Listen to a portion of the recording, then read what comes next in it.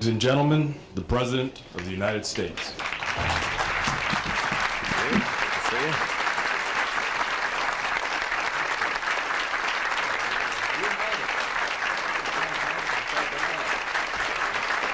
Thank you all very much. Thank you. Welcome. Please be seated and thank you. Well, let me salute Dr. Hooks, the able head of the NAACP, and see our director Bill Bennett here, and many others.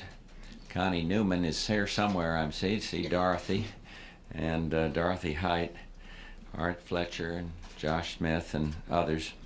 But I want to welcome you to the White House. Pardon the slight delay there, and bemoan the fact that some of the young people that were to be here couldn't make it because of the bus schedules and the weather. This is an event that celebrates the greatness of a man whose life and legacy helped set America free. And I refer, of course, to Dr. Martin Luther King.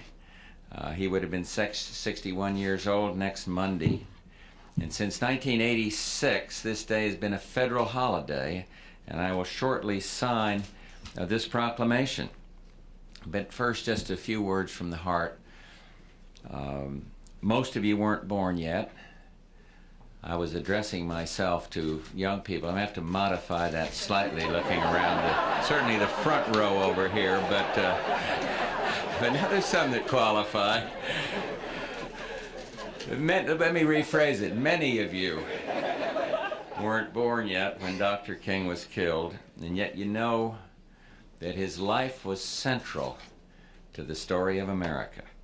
And each day we write new chapters. And as we do, let us recall who Dr. King was, what he did, and what his lessons were. For you remain the trustees of all that he believed. First, he was a crusader and an evangelist, bore the weight of a pioneer, and he was a force against evil, and his life was a metaphor for courage. His goal was an America where equality and opportunity could coexist and where goodness could prevail. And next, what did he do? Well, he went to cities and towns, large and small, places like Selma and Birmingham and Montgomery, wherever he was needed, and wherever he found hatred, he condemned it. And wherever there was bigotry, he assailed it. And wherever there was segregation, he defied it. And he endured death threats and these obscene phone calls in the dead of the night, but he refused to be intimidated. And through his courage, Dr. King changed forever America for the better. And finally, what did this man teach? Well, he preached, love thy neighbor. He taught that before government there was man, and government arose to meet man's needs. And he demanded rights central to all that's good about our country. The right of free expression, equal protection under the law, the right to vote as we choose, and the right to think, dream, and worship as we please. Those lessons did not die with Martin Luther King, but we must recall them daily. For while he did so much, there is much that remains to be done. In particular, and I know how strongly Reverend Hooks feels about this, particularly when we hear of bombings, obscene phone calls, hate mail, each one of us must speak out. And there is no place for the baggage of bigotry in the United States of America. Teddy Roosevelt called this pulpit, called the presidency, the bully pulpit. Well, I will continue to use that pulpit, hopefully with sensitivity, always to denounce and work to bring to justice the bigots who stain this good and decent land.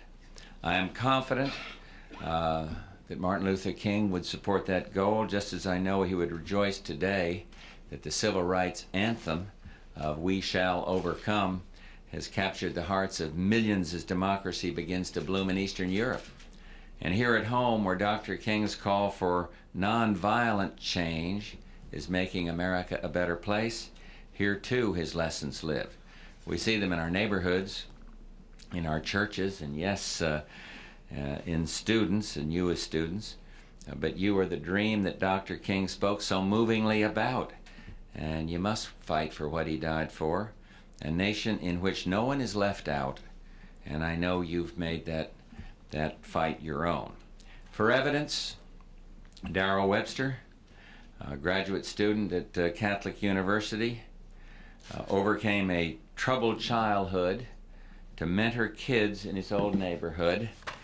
Shavonna Brown of Woodson Junior High conquered a similar background to become a leader in her school. And then Linda Lawson, in an age where too many are choosing drugs, Linda's choice was different. She chose education, becoming valedictorian of her high school, and today a junior at prestigious American University. And next September, she's going off to England to study. Darrell, Shavonna, Linda, in a sense, I wish that Martin Luther King could see you now, for he often spoke of how education can spur excellence, and excellence, equality. He knew how higher learning could be the great uplifter, and he believed that education could help each American climb the ladder of self-respect and dignity.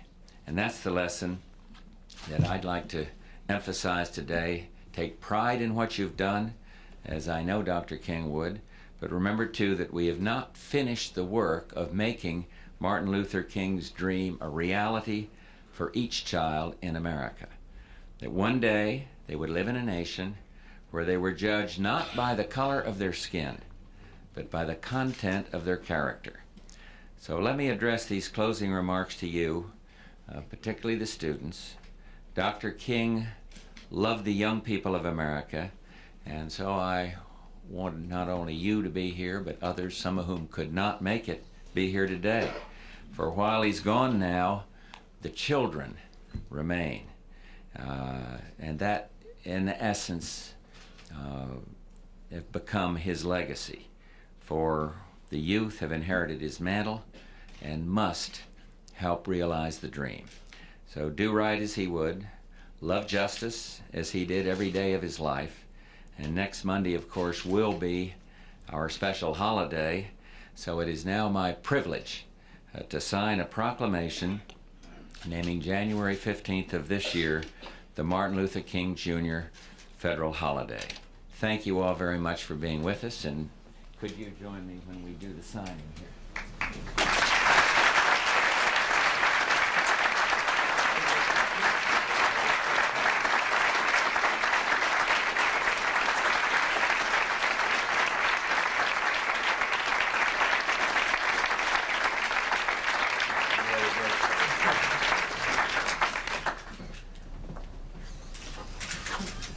All right. Got it. For you.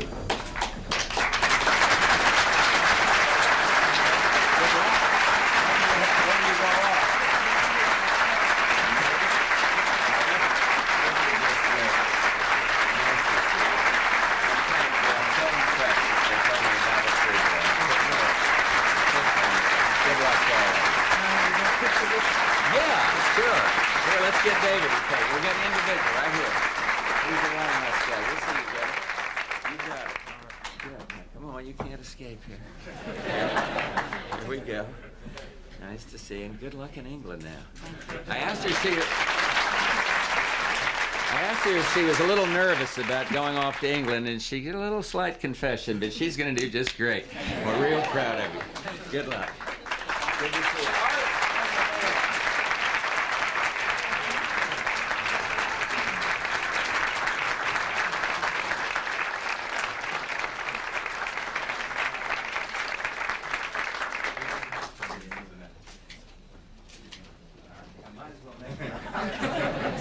I didn't mean to put you all in the older category. It's not. Well. Scudo, and thank you all very much. Good to see you guys. Good luck.